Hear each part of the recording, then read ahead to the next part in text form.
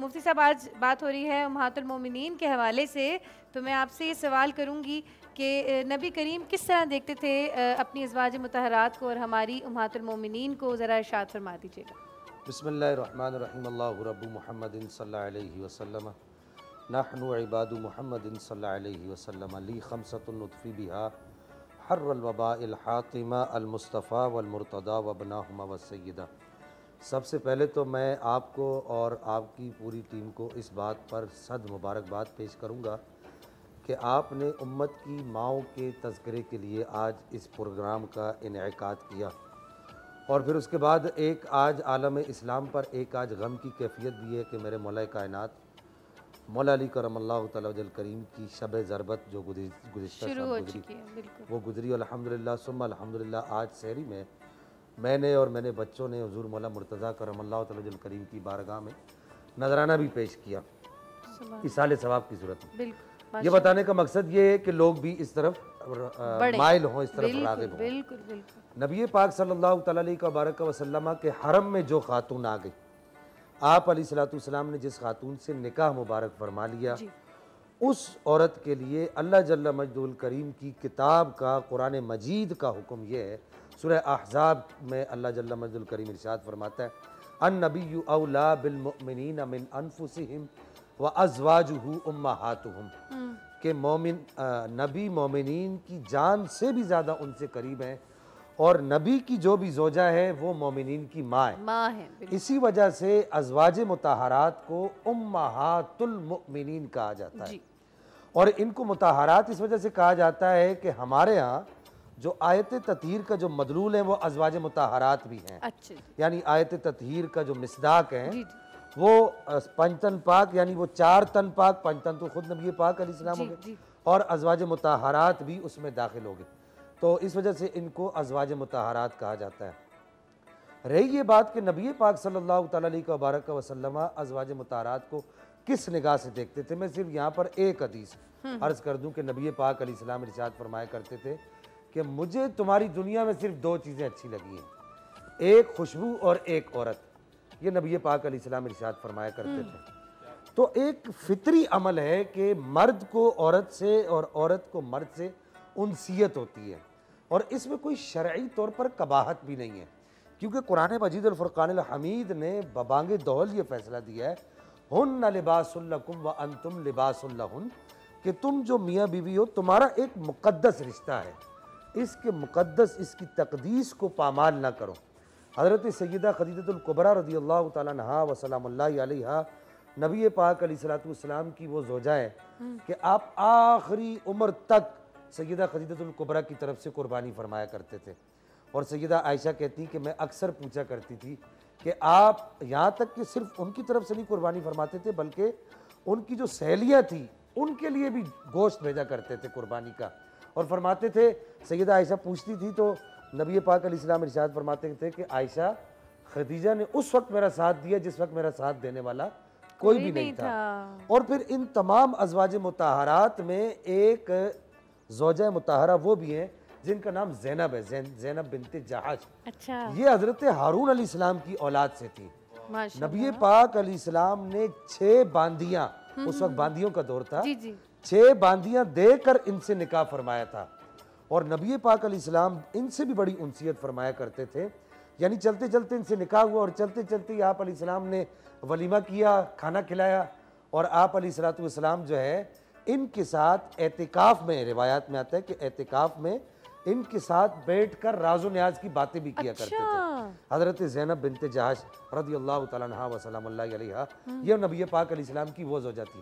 اور اس کے بعد آ جائیے مشہور جو ازواج ہیں، میں ان کا تذکرہ کر رہا ہوں۔ ویسے تو نبی پاک علیہ السلام نے 11 نکاح فرمائے ہیں، اور ان میں سے آپ علیہ السلام کا جس وقت وصال ہوا تو 9 نکاح آپ علیہ السلام کی 9 ازواج اس وقت حیات تھی۔ سب سے آخر میں حضرت سیدہ ام سلمہ کا وصال ہوا ہے۔ اور یہاں پر ایک آپ کو یہ بھی میں آپ کو پتہ کی بات بتا دوں، سب سے بڑی عمر کی جو زوجہ ہے وہ ام سلمہ ہے۔ نبی پاک علیہ السلام نے وہ جو جبریل امین مٹی لے کر آئے تھے کربلا سے، وہ سیدہ عائشہ کو نہیں دی، حضرت زینب کو نہیں دی، کسی اور ازواج مطہرات میں سے کسی اور کو نہیں دی، سب سے بڑی عمر کی جو زوجہ تھی ان کو دی، حضرت ام سلمہ کو دی۔ کیونکہ نبی پاک علیہ السلام جانتے تھے اگرچہ عمر ان کی بڑی ہے یہ اس وقت حیات ہوں گی. تو یہ وہی ام سلمہ جنہوں نے دیکھیے نا آل بیت اطہار کے گھرانے کے افراد کی امانتوں کو سنبھالنے والی بھی ازواج مطہرات ہیں. بالکل. جب میری اماں پاک سیدہ خاتون جنت کا نکاح ہوتا ہے تو سیدہ خاتون جنت کے گھر پہ وہ پرانے زمانے میں شاید پتہ نہیں آپ کو یاد ہونا ہو, آپا کو کچھ یاد ہوگا, شاید آپ نے دیکھا ہوگا ویڈیوز وغیرہ میں, وہ لیپتے تھے گھروں کو مٹی سے, ایک مخصوص قسم کی مٹی ہوتی اس سے لیپتے تھے, چکنی مٹی جس کو کہتے ہیں, اور ہمارے ہاں اس کو لسنی مٹی کہتے ہیں, لس مٹی. تو ازواج مطہرات خود حضرت سیدہ عائشہ, حضرت حفصہ, حضرت زینب بنت جہش, یہ سب مل کر سیدہ خاتون جنت کا گھر سجانے کے لیے گئے. ماشاءاللہ. مفتی صاحب ایک اور اچھا سوری جی آپ بولیں. وہ مجھے بات ایک یاد آ گئی معذرت کہ منہ مبارک بھی جو تھا وہ آقا پاک صلی اللہ علیہ وآلہ وسلم کا جناب سلمہ کے پاس ہوا کرتا تھا, اور وہ لوگ آیا کرتے تھے اور شفا پانے کے لیے, بڑی بڑی بیماریوں سے شفا پانے کے لیے جناب ام سلمہ جو تھیں وہ پانی گزار دیتی تھی, ہاں, اور اس سے بڑے بڑے لوگ شفا یاب ہوتے تھے. بتائیے گا. جی ہاں, جی حضرت ام سلمہ رضی اللہ تعالیٰ عنہا اور سلام اللہ علیہ, چونکہ نبی پاک علیہ السلام کی زوجہ ہیں تو میں اس لیے ان کے لیے سلام اللہ علیہ کا بھی لفظ استعمال کر رہا ہوں. تو ان کے پاس نبی پاک علیہ السلام کے منہ مبارک میں سے ایک منہ مبارک تھا. اچھا, منہ مبارک کہتے ہیں زلف کو, بال کو, یہ عربی زبان کا لفظ ہے. وہ ایک منہ مبارک میں سے ایک منہ مبارک تھا. اور اسی طرح اگر آپ دیکھیں نا تو جتنی ازواج مطہرات تھیں ان سب کے پاس نبی پاک علیہ السلام کا پسینہ مبارک تھا.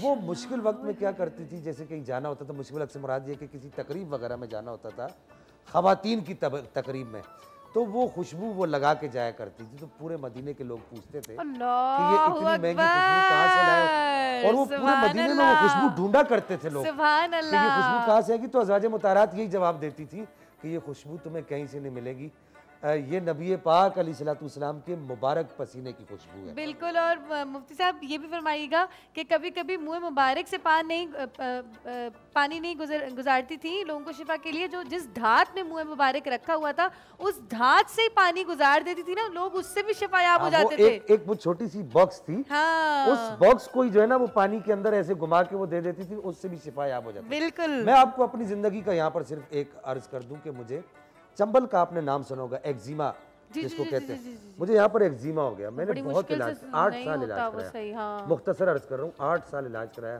8 سال کے علاج کے باوجود میں ٹھیک نہیں ہوا. 12 ربیع الاول کی رات کو نبی پاک علیہ السلام کے منہ مبارک کو غسل دیا جا رہا تھا.